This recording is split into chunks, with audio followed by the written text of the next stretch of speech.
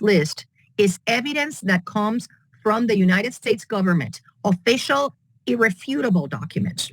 Okay, so I didn't make it up. It all came from them, and it cannot be denied. Another point that we put in there is that the district court refused to take judicial notice, for example, of the information, the official document that came from the Congress, from the whistleblowers that testified before Congress that the FBI pays their supervisors between $30,000 and $50,000, like economic bonuses, to put people on, declare people as domestic terrorists, even though they don't meet the criteria. That was testified by Mr. Friend in Congress. So the courts refused, that's another issue that we brought in review, refused to take judicial notice under Federal Rule of Evidence 201 of this item when the Fifth Circuit's precedent says the court must take judicial notice of things, of documents that meet Rule 201, that are trustworthy, right?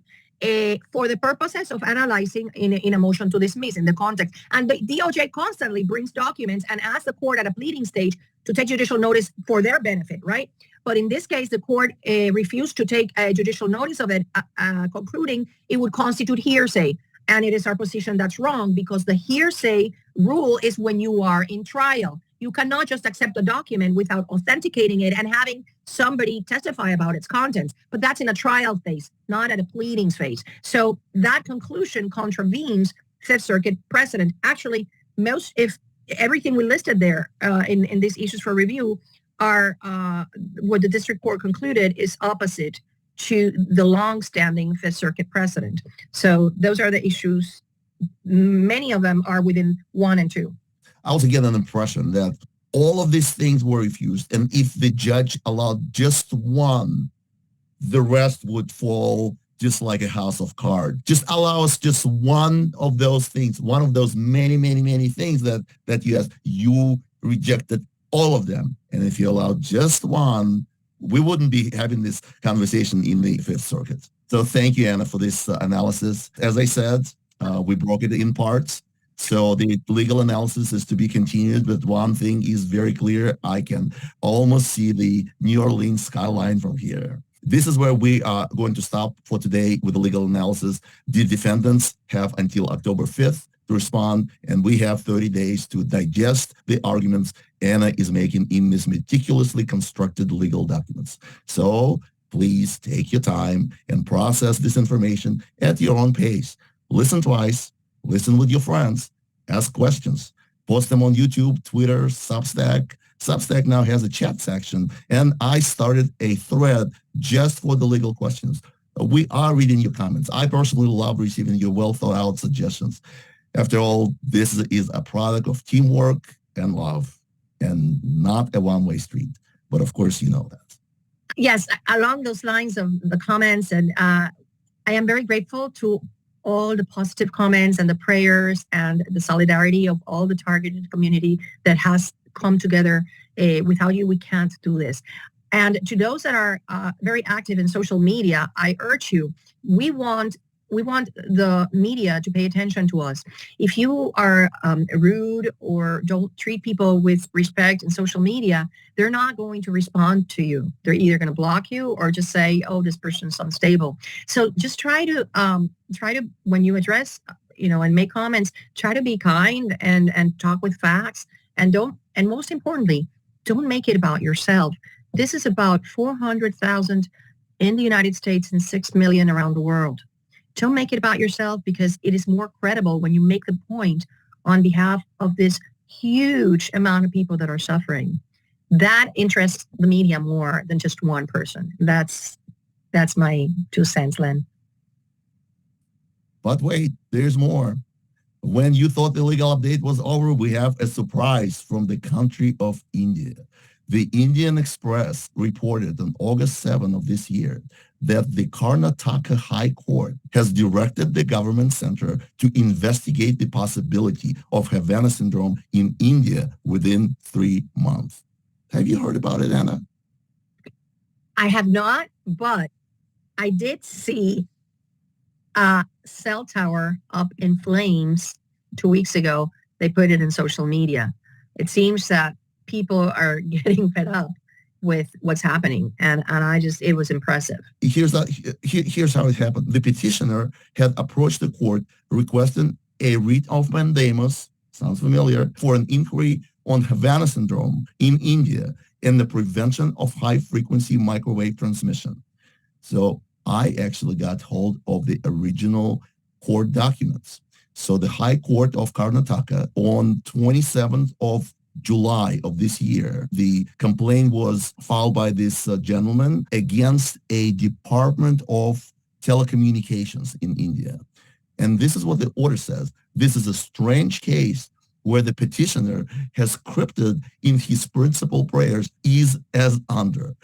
This is so hard for me to read because India has its own judicial language. But the bottom line that the judge ordered a government agency to investigate within 3 months and come back with the results of the investigation, whether Havana syndrome is taking place in India. And I'm just afraid that since the investigation has been assigned to a government officer or government agency, I'm just afraid that the conclusion in 3 months will be, no, there's no Havana syndrome in India. What are your thoughts, Anna? Well, that's a possibility, but at the same rate, they have to. India, there is a huge population of targeted individuals, and they have to protect their people. And concluding that the phenomenon, I mean, you cannot deny it exists because there's physical, traces and evidence of it. So it's not like you can, like my mom used to say, you cannot cover the sky with one hand. Like if you put your hand here, yeah, you can say that you can cover the sky, but that's not the case. Where we are right now in history, the dam has cracked. The information is out there. National Academies of Science has its study, and the physical symptoms and traces, evidence in the people's brains is there. So if they are going to corruptly sweep it under the rug, it's going to be very hard because it's out there. I really hope they defend, they work for their people and call it as it is. There is a huge problem in India, as in China, as in Australia, as in Thailand, as in the United States. It's huge. You correct me, but I mean, how many months of severe microwaving does it take to start creating physical changes in the brain? Even one attack, if it's done with high enough power, is enough. You can determine physical damage to the vestibular organs, and you can detect biomarkers of damage to the blood-brain barrier, literally within 24 hours after the attack. So yes, there's evidence. There's physical evidence. There's biochemical evidence. There's plenty of evidence. You just have to be willing to look at. And I'm just so afraid that the Indian government will come back and will say, well, maybe it's a real thing, but we don't have any evidence that it happens in India. And this is a call to anybody out there who has that kind of evidence in Indian population. And I understand this is a different country, different rules, but the question has been asked, is Havana syndrome happening in India? And I'm afraid that no amount of United States and international experts will convince the Indian government that it is happening in India unless the evidence is produced in the Indian population. So that's the gravity of this task. I'm calling to everybody who listens to podcast to think about it in these terms. If you have any evidence of Havana syndrome in Indian population, maybe Indian individuals who reside in India, if you know that they have experience and they have some medical evidence, please reach out to me, and I will then reach out to the people connected with this lawsuit. And you're absolutely right. India is a humongous country. It's almost 18% of world population, 1.4 billion. I think above that is only China. And if you just extrapolate, if we think 6 million people in the targeted screening database are targeted individuals, just a pure extrapolation, then there's 1 million of targeted individuals in India. Can you imagine 1 million targets if they can get together and join forces? Well, Len, I just have to say something, which is sometimes we tend to overlook, and is the impact of the microwave attacks on the developing brain of children. We know that children, toddlers, are being microwaved because they are targeted along with their parents. And the Havana syndromes, correct me if I'm wrong, the Havana syndrome studies that there are all on adult brains.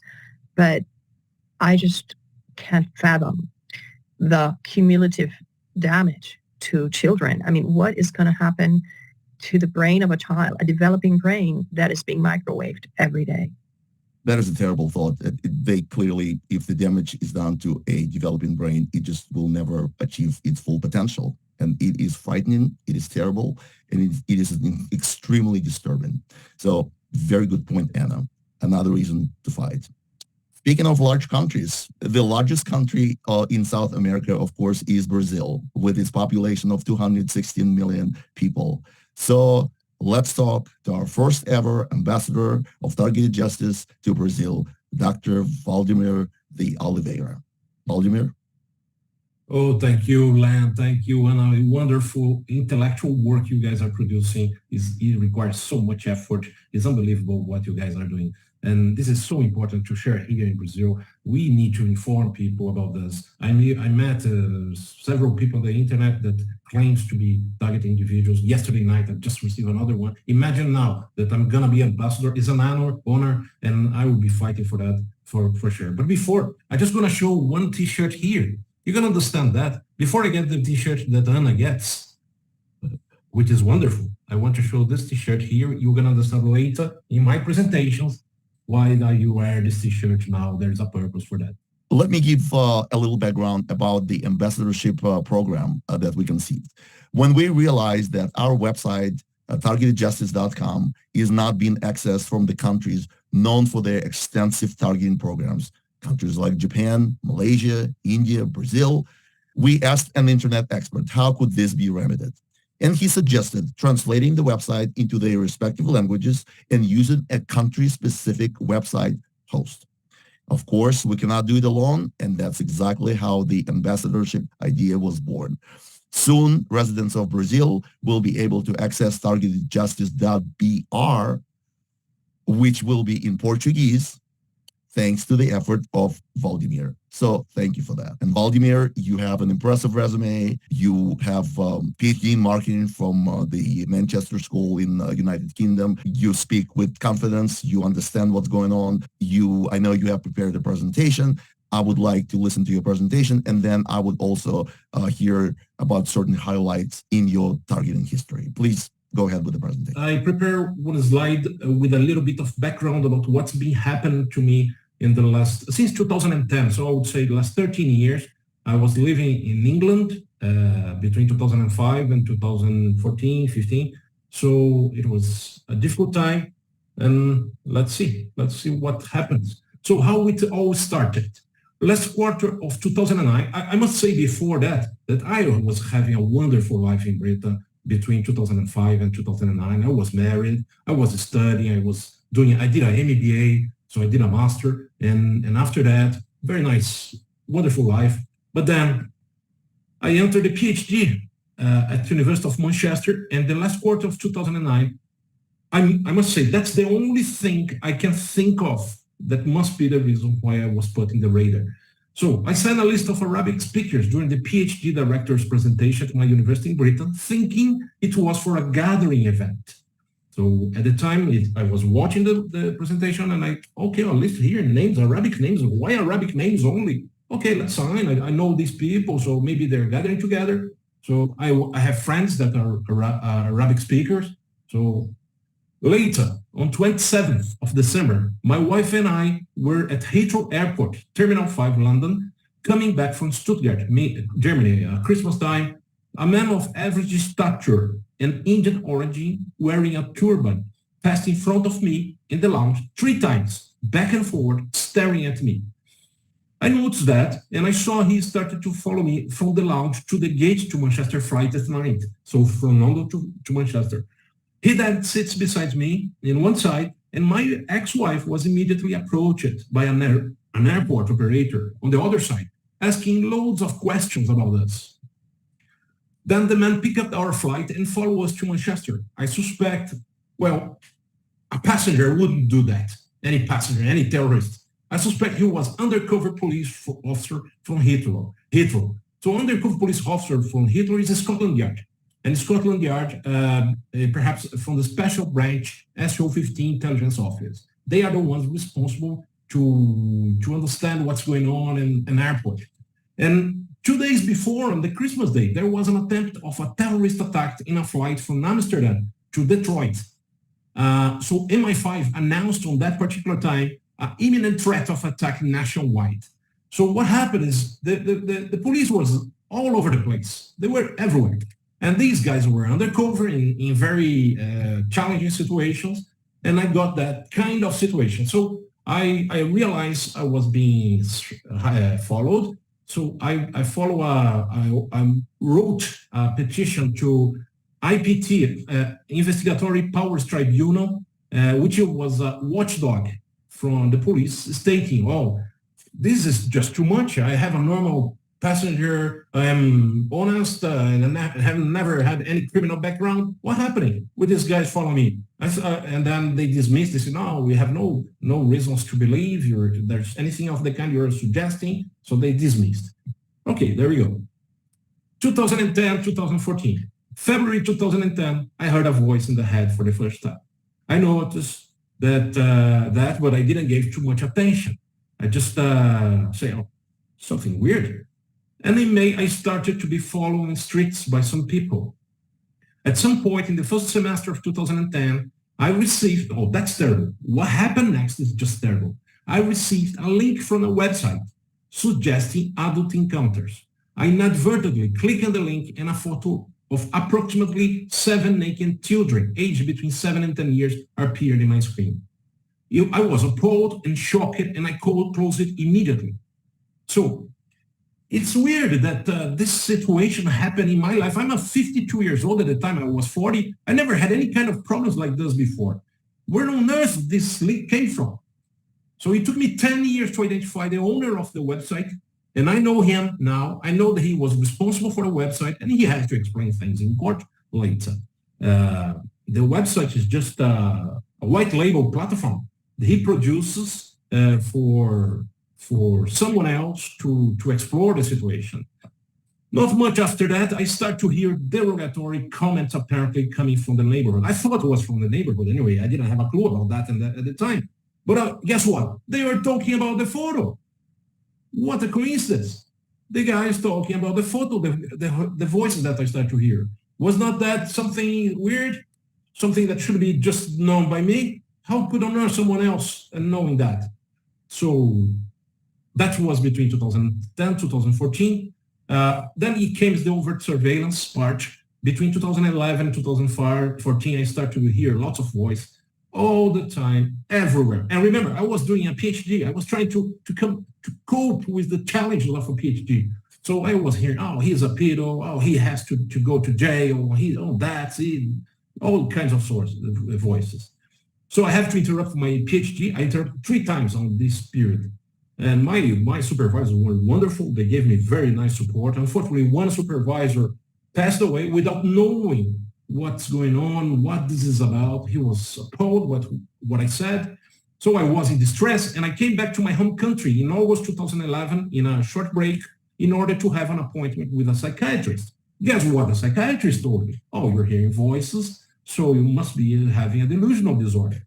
So I have been followed and severely harassed in all 3 flights that I took between England and Brazil during that period. It was noticeable during the 2013 flight, a discussion that took place during the flight between what appeared to be an English group and a Brazilian group.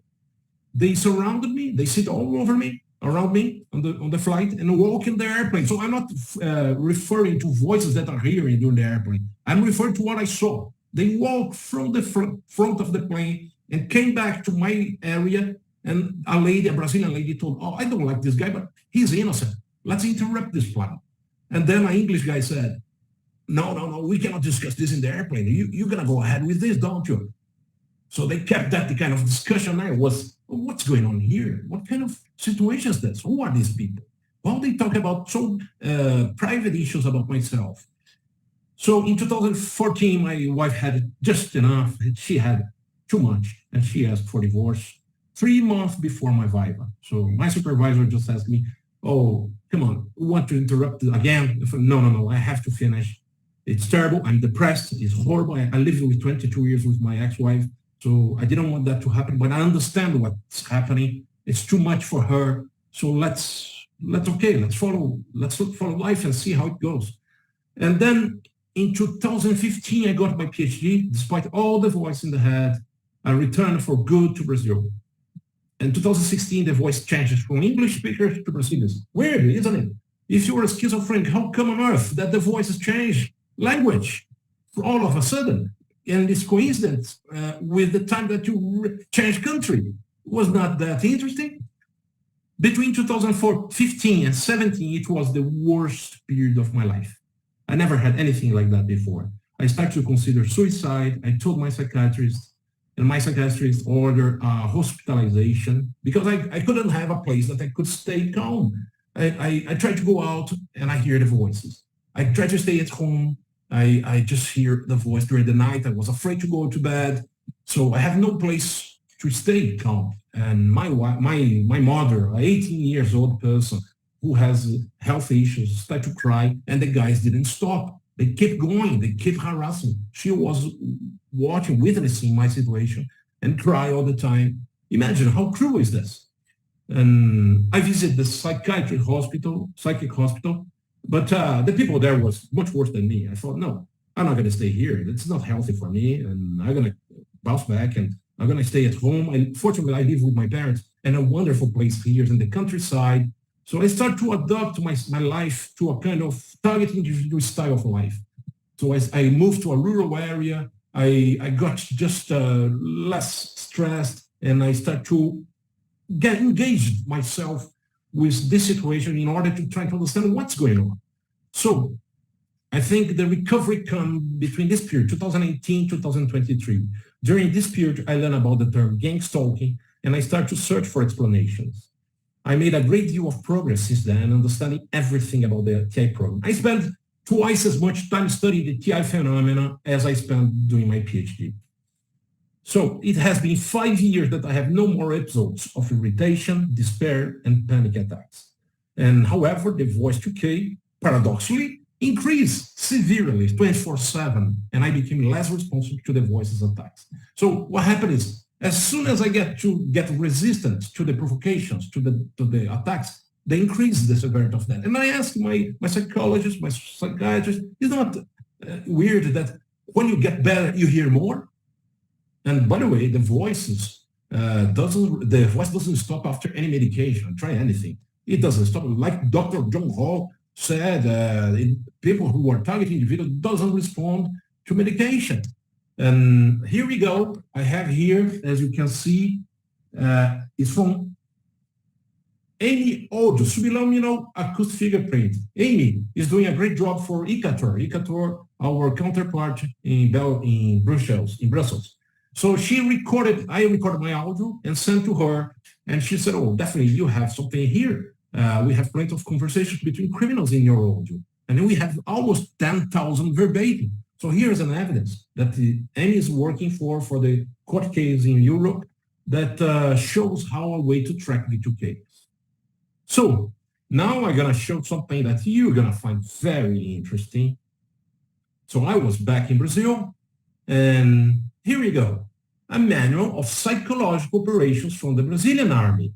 Ministério da Defesa, Exército Maior, Brazilian Army, Psychological Operations Edition, 3rd edition. So this was done to help Army officers to understand about how it goes with psychological operations in advertisement, in propaganda campaign against an enemy. But they adapt that to the target individual program. And I'm going to show you, I show the evidence here. So incredible link between what I hear and what they say, the voices tell me. So here we go. Technicians used for propaganda, generalities. Oh, everybody in England hates him. Some kind of word that resembles what the technical says. Oh, general, brilliant comments. Oh, look how beautiful is his life. They talk about me like this now. They're less aggressive now. But look how beautiful is his life. They repeat this so many times for me. Simplification. All eyes on him. When I was in England, they said, all eyes on him. And now, after being named ambassador, they said, stop everything now. So it's a kind of technique that they use that resembles the others. Familiar situation. Oh, his brother doesn't like him. Oh, his mother has Alzheimer's. And there we go. And we have more here. Adoption to the majority. Everybody looking for the X website. X website was my neighbor. They tried to accuse her of being the responsible for my situation. And nobody is looking at his website. When they claim that I had a website and she has a website, they repeated this so many times. Witnesses, testimony, witnesses. Oh, Bolsonaro. Bolsonaro is the name of our ex-president. Bolsonaro is going to close the case. So this is an appeal to use a very important person in order to show that there is a weight in what they are saying. And, Biden is talking to the Pope about him. This is because I submit Twitter to the Pope, to Biden. I submit Twitter to everybody and saying, there's a case here. To even the King Charles. I submit the people to Rishi Sunak. So they use these people, the voices use these people to say, they are doing this, Bolsonaro is going to close the case, Biden is talking to the Pope. So this is a kind of technique that they call testimonial, witnesses. Here is some more. There's plenty of more, but I haven't got time for all of them. So I just highlight some of them here. So incitation. The West is going to take the case because they admit that they cannot deal with me anymore because it's just 5 years and I don't respond. I'm relaxed, I'm calm, I make jokes about them, and they just come and say, the West is going to take the case, like presenting something as a heavyweight. Repetition. Are you sure he's not a pedophile? They repeat these so many times. Unbelievable. Prep. They spend one night saying good things, so they spend like 6 hours saying good things, and then the other day I'm relaxed, and they come up again, attack and say all the previous things that they are doing. So trap is another kind of, and these are in the army manual. Rumors. It looks like his ex-neighbor has a plan to kill him. I heard that 2 weeks ago. It looks like, so they plant a rumor about the situation. Personal attacks. I really don't like this guy. I hate him. He's fat, he's alcoholic, he's lazy. So all these things, can you see the relationship between what I hear and what the manual says? An incredible coincidence. But someone from outside could say, that's just a coincidence. Okay, so if you have not enough of coincidence, let's show a little bit more. Let's go for the next slide. These two guys, they are stalkers. This couple sits at the same table in a motoring restaurant 100 kilometers away from my home. I stop them from time to, I stop there, sorry, there's a mistake here. I stop there in the restaurant. From time to time, at random times and days. Look, random times and days. How could on earth these guys be there? So the woman uses fake ID. I follow her to the counter and I took note of her ID because here in Brazil, we can ask receive a fiscal note of our expenses. The person asks, do you want a fiscal invoice? And then it's up to you to decide. So she said, I guess I want. And she gave her ID, and I took note of her ID, and I hired a private investigator, and guess what? He used a fake ID. And they laugh at me at the times, they stare at me. So clearly a stalking situation. But guess what? It gets worse. Look at this guy. See his arms? He was wearing a T-shirt that says, and at the time I was trying to understand the situation in Brazil, but because I took too much time studying the foreigner situation, the British situation, and I didn't pay too much, I admit I didn't pay too much attention to Brazil. When I realized there is a manual of torture by the army, I saw this guy came when I was in São Paulo, 100 kilometers from here, and wearing the T-shirt. And his T-shirt is written, still trying to figure out. So my response to him is this: I have already figured out. Okay? So guess what this guy does for a living? Do you have an idea, Len? I have no clue. I'm on the edge of my seat. Okay, so I'm going to show what he guys does for a living. He works for the counterterrorism intelligence officer. Unbelievable. And I have more than 2 sources that confirm that to me. So what I did, I took a picture of him and I tried to submit my picture to Alison Smith from Embaixador, the secretary from Melanie Richter, immediately after I took the picture. Look at the side. I couldn't send the picture for February 2023. I couldn't send the picture in my phone. So how on earth this guy, which is just a coincidence, came to know that I was about to send a picture to Ecuador? How he knew that? So this shows that there is a link between ground floor operations and someone from the intelligence officer. So what I did, I started to search for explanations, more specifically in Brazil, in São Paulo. And then I realized, oh, take a look at this before I show the next slide. Take a look at this. It's a video, short video. Hi, people. As you can see, these videos are not working. These are important videos. It's just to show that something really weird is going on. I tried to download the video. I can't find the video, and the video is important. I'll tell you in another email what is this related to. Don't worry. So I just want to report here that the video is not working. I cannot click on the video, and this video is very important. Thank you. So this video was about him. And I used WhatsApp for 2013, let's say 10 years I used WhatsApp. It never frozen before. But on that particular moment, my WhatsApp froze. I couldn't send the video to anybody. And I tried my mother's phone. It didn't work. My housekeeper's Instagram, it didn't work. All of them frozen. I was hacked on that day. I tried to submit to the police an explanation of my hack. It didn't work. So can you see the link? Someone from outside would say, oh, it's just a coincidence over there. So here he goes. I start to search for explanation, and the counterterrorism unit, called here popularly as BOP, as a special branch for terrorism unit, is an intelligence unit. I'm not talking about the tactical side, the people who are heavily guarded, armed. I'm not talking about that. I'm talking about the intelligence unit. So there is a neighborhood in São Paulo called Vila Mariana, and I found that this actually exists because you see here YouTube and BOP Vila Mariana. So it shows, I cannot show this video because I don't want to compromise more people or identify anybody. But this video shows that this unit really exists. I couldn't find the building though. I tried to find the building. I couldn't find, there's no information about the building, but I realized I don't need to find this building because I realized later. So I got this organogram here from the police. So the source is Military Police of São Paulo, Brazil. He's the general commandant. And here is something interesting. This unit is here. This unit is here, counter-terrorism unit. But above them, there is another unit called Countering of Intelligence of Military Police. And this unit provides information to the BOP unit. So it must be here that something happens, that they know what's going on. They must have information. They must have received the information of myself from the British. And I believe they have all the capabilities to run this. And let's understand why.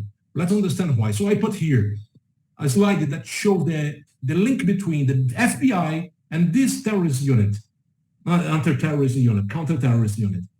And here they say, together we are stronger. So this proves that they work together on this. So if we are suing the FBI, it's likely that you need to sue later in Brazil these guys. And here it goes, something I just put here. So what am I be doing in Brazil? I found out the 1st Battalion of Psychological Operations in Goiânia, center of Brazil, a special branch from the Army released a manual of psychological operations. And there were striking similarities between the techniques of psychological tactics and what I hear 24/7. I was gang stalking by a member of the counterterrorism unit, the intelligence division from BOP Vila Mariana, São Paulo. I found out that the CPM, Center of Intelligence from Military Police of São Paulo, is the source of intelligence data to BOP. And therefore, here it appears that the Army supplied the infrastructure and the regional military police may do the stalking because the Army doesn't have the capillarity to reach the entire country. So they need local police officers to do the stalking for them.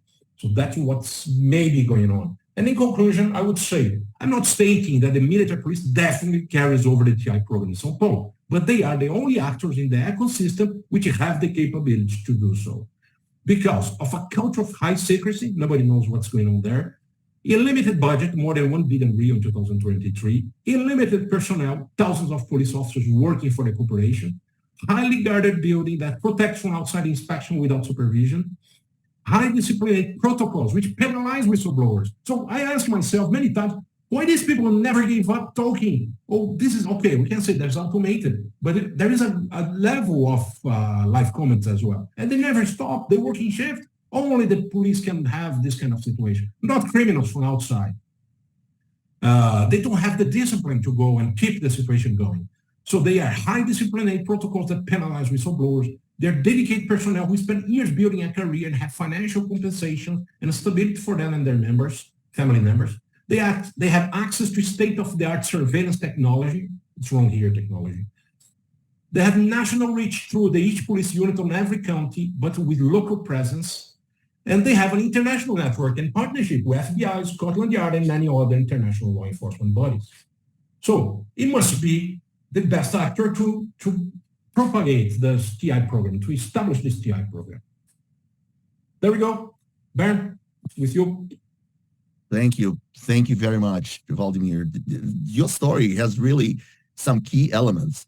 It has the Arab speaker connection, which most likely connected you with the TSDB. And then it has the elements of V2K. It has the element of entrapment, a very clear element of entrapment. The most fascinating thing to me was the handover from the British to Portuguese V2K. That I never heard. And you've done an extremely good detective work to present all this information. I'm just really impressed. And what I'm also impressed about is how you personally handle the situation, because it takes intellectual integrity and takes a lot of composure to maintain your situation and be a responsible member of society and somebody who can represent targeted justice in Brazil. And so we once again, congratulations on this important position. Now you're responsible for the entire country of Brazil for educating other targeted individuals about this atrocious program. Anna, do you have any questions or any comments about this? No, I am just so impressed how, he meticulously was able to notice and document things, because many targeted individuals go for years being targeted without realizing it. And, the way he documented it and did it, I think it's so good. And this goes to what I tell people to do their journaling, because, memory fails us, particularly if we have Havana syndrome. And it is so important to journal and to keep such detailed records, and little things that seem unimportant, they really are. And I just commend him, because it's a really sound account of how his targeting came about. Of course, we don't know the other side, the black side, the perpetrator side, which one day hopefully we can all discover. But I really commend him, because that gives credibility to targeted people. It took me 10 years to identify the owner of the website who traps me, but he got 9,000 pounds, almost 1 million pounds, 2 months after I left the country. So he has a very weird kind of business work, and people are getting money for this. Well, here's the thing. You're probably not the only victim, except that you are probably the smartest or more well-educated person that was able to pin this down. But God only knows how many people, and they know how many people he was able to entrap. And that's one thing that I'm telling everybody, that we have to be so careful about, simple things as, accepting a job as a nanny. You can't do that if you're a targeted individual, because they will frame you and call you a pedophile. Or, there's just so many things that we have to be so extra careful about, because these people will make up anything. So we don't know how many victims like you were victims of that person. It's interesting to me that this is the second episode in a row that the V2K aspect of this program is in the center of our discussion. Last time, we had a very interesting conversation, and we went over the mainstream media mentions of this technology. And so just as an appendix to that, I want to give you just a couple more slides on the technological issues, so you would also be able to explain in plain English how it is technologically possible. I call this presentation Sensation of Hearing Part 2, because the first one was just called Sensation of Hearing. But this is, once again, about understanding the V2K phenomenon only from a more technological aspect of this.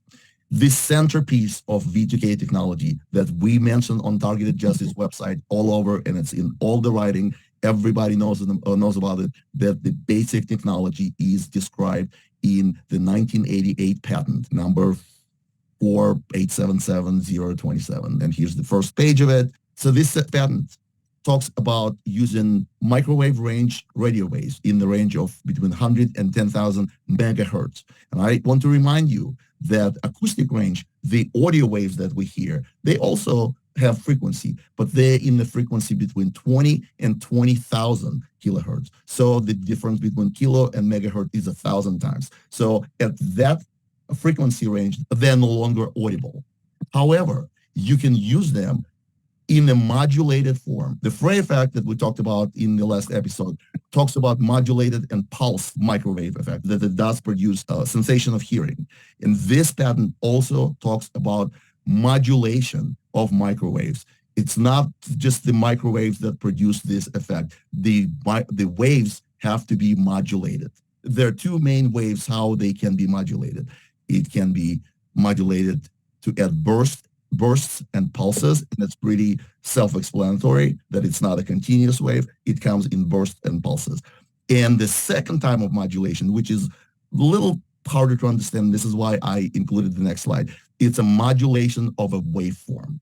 So imagine that acoustic signal, for example, on top, the red line, that's an acoustic signal that has a waveform. If, for example, it corresponds with some word, and it's an audible range. And this is what the wave looks like.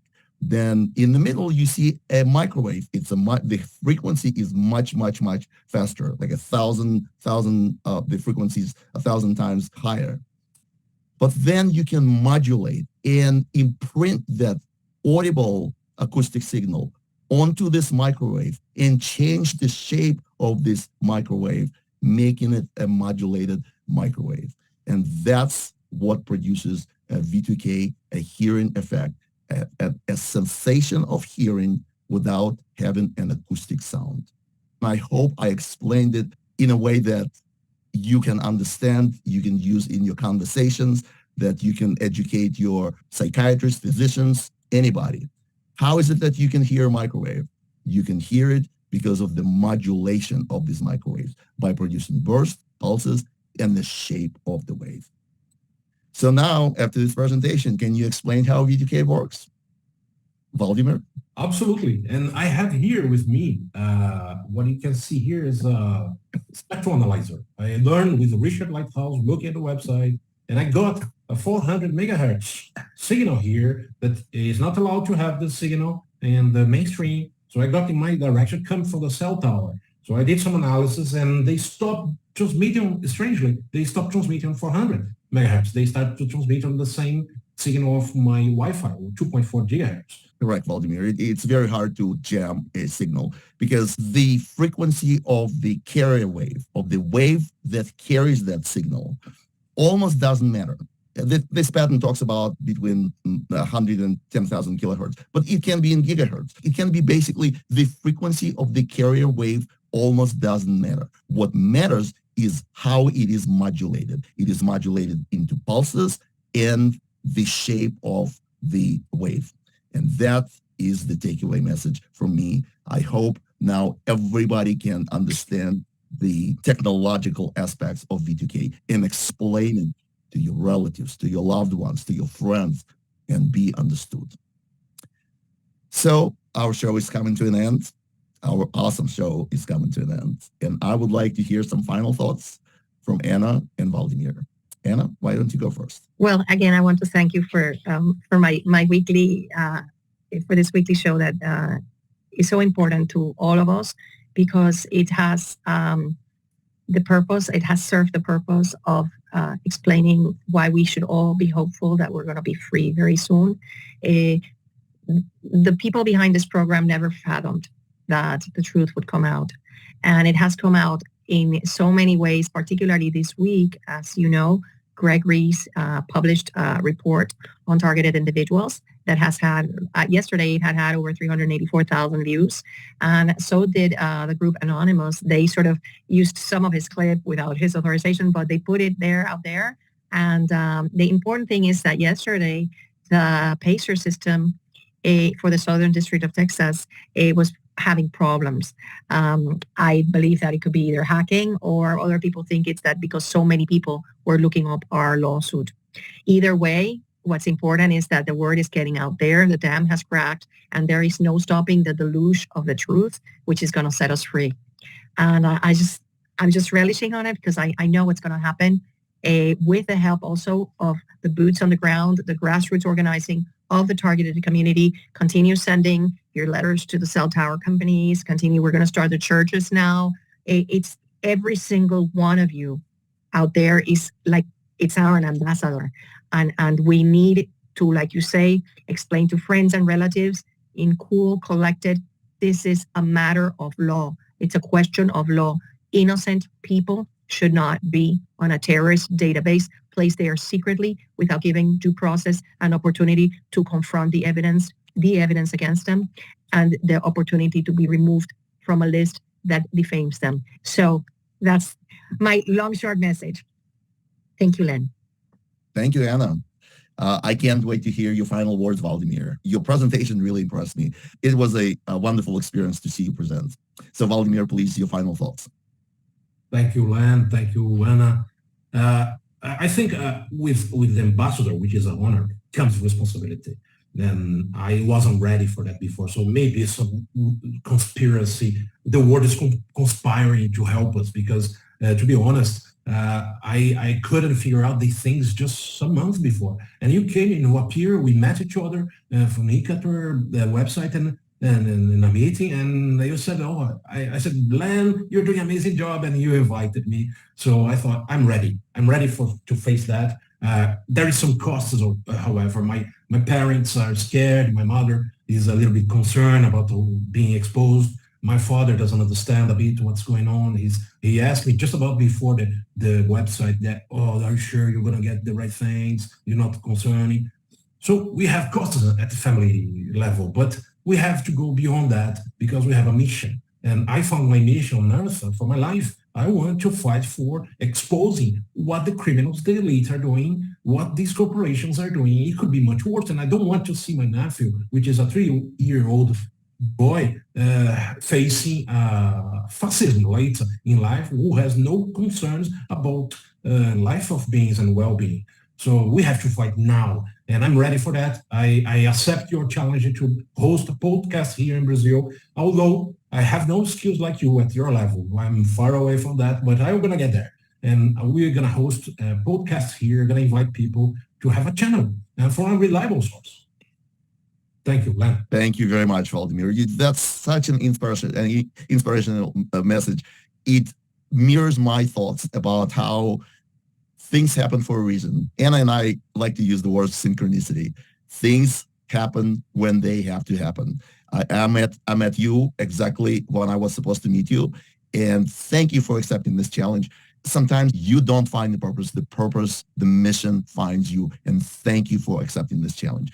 And the fact that you're our first international ambassador, we have big ambitions at Targeted Justice. We understand how this court case will create a legal path for liberation of targeted individuals all over the world, how it will reverberate throughout the targeted justice community, all the 6 million people that are suffering without justice, without any hope of receiving their life back. So thank you, Valdemir. You're part of the team. You're part of our worldwide mission. And as for me, I'm calling this episode Course Correction, because we expect the judges in the Fifth Circuit to overturn the laughable, the non-factual, and I think staged dismissal of our well-pleaded case. When I think about how much in the life of targeted individuals has been staged, scripted, intentionally directed, I compare it with performance art with the purpose to ruin the lives of the targets. But should we allow performance art in our courts? Anna Toledo, in her legal brief, points out to incontrovertible facts that cannot be and must not be turned into another staged event. The Constitution doesn't tolerate it. The separation of power doesn't tolerate it. And we, the people, don't tolerate it. What's been wrongfully adjudicated must be rightfully corrected. Until that happens, we will be here every Sunday, praying Oxê.